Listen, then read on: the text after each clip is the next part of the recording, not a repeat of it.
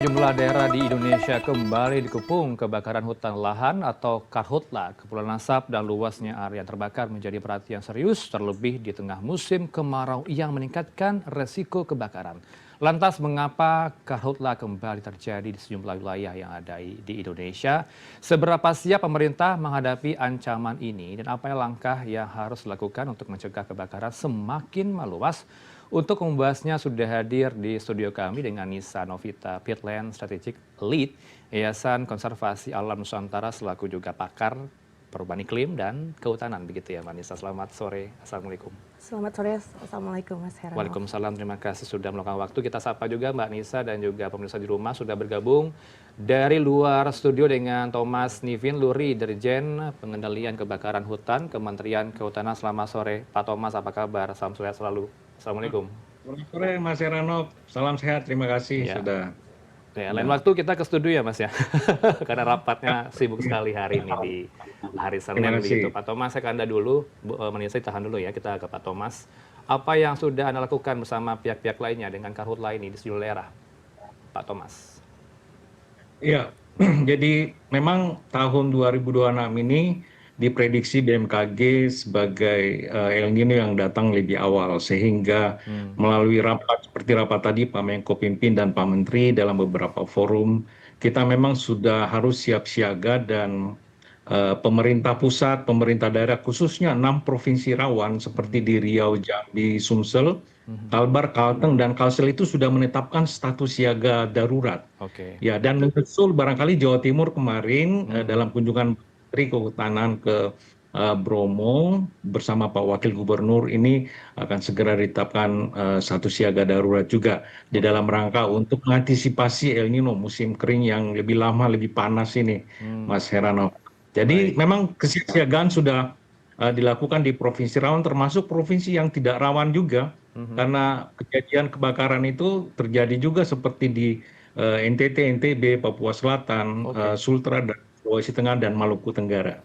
Apa yang sudah dikerahkan sejauh ini karena bantuan pusat masih ditunggu di Kalimantan Tengah, salah satu titiknya Pak Thomas? Ya, yang sudah dilakukan teman-teman di samping operasi pemadaman darat juga bersama dengan Satgas Udara dengan dukungan para pihak dari BNPB, BMKG, TNI, Polri beserta BPBD dan juga Dinas, OPD Forkompinda, masyarakat peduli api beserta korporasi bersama-sama. Salah satu cara yang dilakukan adalah ya dengan mengerahkan semua personel dengan membagi di beberapa lokasi kejadian kebakaran seperti di Kalteng itu di Kabupaten Pulau Pisau, dan juga kemarin sudah disupervisi oleh bersama dengan Pak Menko beserta jajaran Forkompinda, dan melihat kesiapsiagaan termasuk di Kementerian Kehutanan sesuai dengan arahan Pak Menteri, Pak Dirjen, kita mengembangkan sumur bor, Mas. Jadi temporari sumur bor ini sangat efektif dengan kedalaman 20 meter kita mampu menjangkau air, dan itu sebagai sumber air yang potensial karena di saat ini memang ketersediaan air di parit juga sangat terbatas ya, Baik. khususnya lahan gambut, sehingga kita mendapatkan dukungan. Salah satu caranya dengan inovasi dengan sumur bor itu dinilai sangat efektif untuk Oke. pemadaman di lahan gambut, Mas. Mungkin koreksi saya jika salah, ada himpunan data dari kasus di Ketapang sampai menimbulkan Ya. korban jiwa. Apa atensi Anda? Ini menimbulkan keselamatan warga terganggu dan mengkhawatirkan, Pak. Ya, Mas Heranov, kita tentu turut prihatin karena ada kejadian dan di Ketapang khususnya, dan salah satu warga berusia 26 tahun, seorang laki-laki ini meninggal karena terjebak api dan asap, Ya. sehingga semua pihak ya menjadi perhatian khususnya di dalam penyebab terjadinya kebakaran hutan dan lahan. Jadi dihimbau masyarakat memang juga hati-hati Ya. di masa kekeringan yang panjang ini, jangan sampai melakukan kegiatan-kegiatan pembukaan lahan dengan cara membakar, Oke. kelalaian. Ini yang menjadi salah satu penyebab. Tetapi semua pihak termasuk Manggar Baik. Agni, Kementerian Kehutanan itu berjibaku di lapangan untuk menyelamatkan warga yang ada di sekitarnya, Mas. Oke, nanti saya akan elaborasi soal law enforcement terhadap penegakan hukum yang akan dilakukan oleh pihak Anda. Tadi ada catatan dari teman kami di Kalimantan Tengah, ada oknum-oknum yang bermain membuka lahan baru di Kalteng. Tapi sebelum ke sana, saya mau ke Mbak Nisa dulu. Mbak Nisa, kondisi saat ini karhutla mengkhawatirkan atau masih bisa dikendalikan? Menurut saya mengkhawatirkan, Ya. tapi tentunya harapannya ya Mas, ini tidak seburuk tahun 2015, 2019 karena ada El Nino efek ini. Oke. Jadi berdasarkan penelitian kita selama 20 tahun terakhir dari dataset yang kita kumpulkan di Kalimantan, itu terlihat sebenarnya ada strong correlation ya antara El Nino dengan luas kebakaran gambut di Kalimantan, ya seluruh Kalimantan. Jadi memang harapan untuk mungkin dikendalikan itu masih ada, karena El Nino ini akan bertahan katanya sampai spring 2027 dan itu akan kuat sampai Desember tahun ini. Jadi mungkin kita baru di titik awal ya. Kalau melihat data dari Moody's hotspot, ini 10 Agustus kita sudah memiliki hotspot 5.000 poin dan Juli sebulan itu 5.000. Jadi mungkin lagi sedang dalam tren kenaikan. Agustus September mungkin akan peak, jadi kita harus ready dan mau nggak mau itu harus dikendalikan. Apakah pemerintah sudah ready untuk mengendalikan itu? Semua upaya sudah dilakukan oleh semua pihak dan saya juga melihat itu bagaimana misalnya MPA berjuang menggalakni gitu untuk mengendalikan kebakaran nanti gambut. kita akan coba perbaiki audio Anda, nampaknya ada tidak beres, Ibu Nisa. Oke, saya kembali dulu ke Pak Thomas. Pak Thomas, kembali tadi saya singgung soal law enforcement, apa yang sudah dilakukan? Penegakan hukumnya seperti apa di Kalimantan Tengah? Ada oknum yang bermain di situ, membuka lahan baru. Saya kira teman-teman dari Dijen Penegakan Hukum, baik Kementerian Kehutanan maupun LH, hati-hati melihat ini, karena perlu dilakukan apa sebenarnya yang menjadi penyebab kejadian kebakaran ataupun oknum tersebut. Kita melakukan penyelidikan awal, mencari bukti, kemudian melihat langsung di lapangan kira-kira ini penyebabnya apa, di status lahannya apakah di luar kawasan hutan atau di dalam kawasan hutan, di perkebunan atau status lahan yang lain. Jadi perlu dilakukan penyelidikan pendalaman lebih lanjut, Mas, untuk mengambil langkah-langkah. Yang penting memang perlu cukup alat bukti untuk melakukan penegakan hukum tersebut penyebab kejadian kebakaran pertama. Memang ini patut diduga misalnya oknum itu apakah baik masyarakat yang lalai ataupun juga korporasi, semua kita bisa lihat melalui baik Citra Lenset lokasi kebakarannya apakah di dalam atau di luar kawasan hutan, di dalam areal perizinan atau perkebunan kehutanan dan seterusnya. Sehingga langkah-langkah SUP memang kita lakukan untuk penegakan hukum yang tepat. Demikian, Mas. Oke, saya kembali ke Mbak Nisa. Sejauh ini upaya penegakan hukum yang dilakukan oleh sejumlah pihak bagaimana sehingga tidak ada lagi nih pola yang sama di setiap kemarau panjang terjadi? Ya, memang kalau di Indonesia kan penyebab kebakaran itu karena antropogenik ya, jadi karena manusia gitu.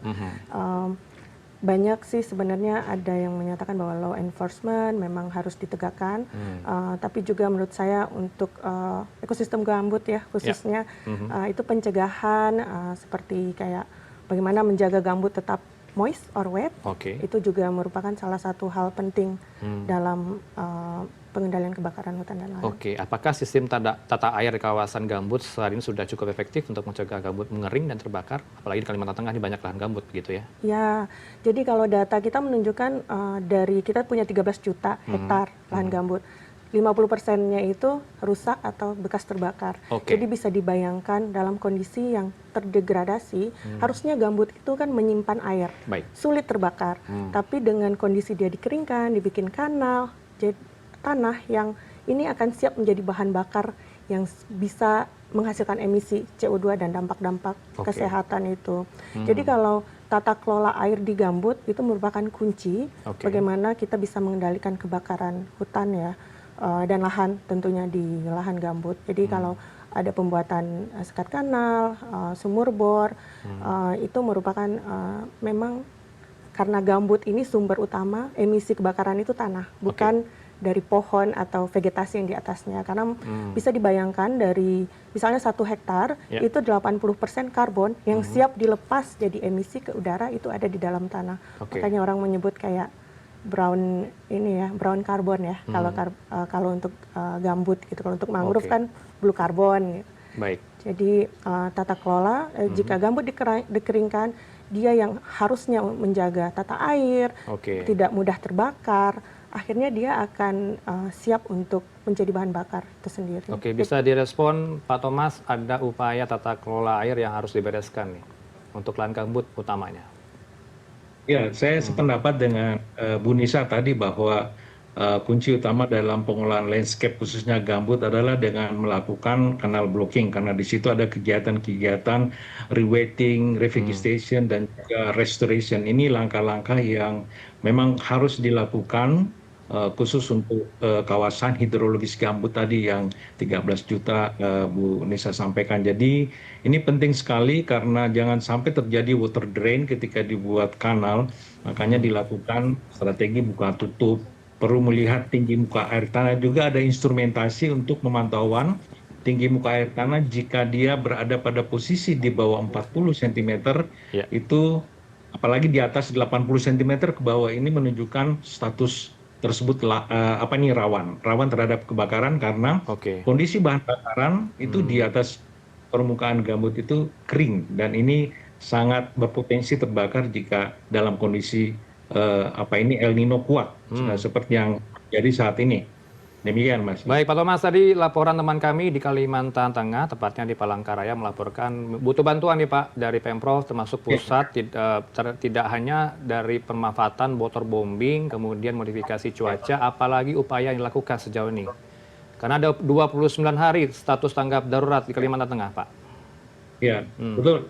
Status tanggap darurat berdasarkan SK Gubernur Kalteng itu sampai dengan bulan November, dan upaya-upaya penanggulangan pemadaman terus dilakukan, dukungan sarana prasarana bagi pemadaman darat maupun satgas udara terus dilakukan. Intinya saya kira ini sudah bagus sekali di Kalteng, ada Pusdalops dikoordinasikan oleh BPBD Provinsi Kalteng bersama dengan BPD Kabupaten Kota yang ada di Kalimantan Tengah, dan mereka melakukan evaluasi tiap hari untuk melihat progres bagaimana upaya pemadaman dan mitigasi dilakukan. Saya kira dukungan sarana prasarana untuk Kalteng sangat komitmen. Pak Gubernur bersejajaran Forkompinda itu mempersiapkan sarana prasarana dari dana biaya tak terduga serta dana bagi hasil dana reboisasi untuk dukungan sarana prasarana, Mas. Ini ada upaya juga menurunkan ASN untuk mengendalikan api. Ini apa fungsinya ASN juga ikut memadamkan api, Pak, di lokasi Kalimantan Tengah? Ya, saya kira ini bentuk daripada tanggung jawab ya. Semua warga, semua pihak bertanggung jawab untuk menjaga melindungi kawasannya sehingga dalam satgas terpadu misalnya di Kalimantan Tengah ini melibatkan semua lapisan, semua unsur masyarakat bersama-sama dengan aparat untuk melakukan pemadaman termasuk sukarelawan. Dan ini jadi bagian yang penting untuk edukasi bagi warga, khususnya para pemuda juga berkontribusi di dalam upaya perlindungan pengamanan kawasan hutan maupun lahan dari bencana kebakaran hutan dan lahan. Oke, saya ke Mbak Nisa. Mbak Nisa, ini parit mengering, sumber air menipis. Apa yang bisa kita manfaatkan dari kondisi itu untuk memadamkan api selain dari bantuan dari pemerintah? Ya, saat ini sudah terjadi ya, Mas. Biasanya bisa kita lakukan kayak sekat bakar, jadi mengurangi kayak bahan bakar di sekitarnya biar api nggak menjalar ke sebelahnya. Jadi misalnya kayak pakis-pakisan kering itu kan enak banget tuh ya dimakan api gitu. Jadi biasanya dibikin kayak parit gali, harapannya gitu apinya nggak menyebar lebih cepat. Itu salah satu yang bisa dilakukan, dan tentunya mencari sumber air. Ya, saya juga dengar teman-teman di Kalteng itu merupakan kayak isu yang paling krusial saat ini. Gitu. Oke. Apakah bisa dilakukan, Pak Thomas, upaya tadi yang disebutkan oleh Mbak Nisa barusan? Sekaligus closing statement Anda, silakan, Pak. Ya, saya kira ini langkah-langkah every effort kita lakukan di dalam rangka upaya pemadaman, termasuk tadi kanal blocking yang Mbak Nisa sampaikan, kemudian juga sumur bor, kemudian pemantauan tinggi muka air tanah, dukungan para pihak, satgasnya, manajemen kebencanaannya, penyediaan sarana prasarana. Ini bagian yang sangat penting dari upaya-upaya mitigasi dalam pengendalian bencana kebakaran hutan. Jadi komitmen kolaborasi, partisipasi publik, serta koordinasi dan kepemimpinan yang kuat saya kira menjadi kunci. Ini juga yang senantiasa disampaikan oleh Pak Menteri di dalam rangka untuk memperkuat kolaborasi yang ada di provinsi, khususnya Provinsi Riau Karhutla. Oke, Anda juga closing statement-nya Mbak Nisa silakan, singkat. Ya, tadi saya melihat 6 provinsi yang sudah status siaga dari Pak Thomas. Itu kalau kita melihat Kalbar, Kalteng, Kalsel, Jambi, Riau, Sumsel, itu semuanya kaya gambut. Baik. Jadi gambut ini merupakan ekosistem yang spesial. Jadi harapannya mungkin keep it moist or wet untuk mencegah mengendalikan kebakaran hutan.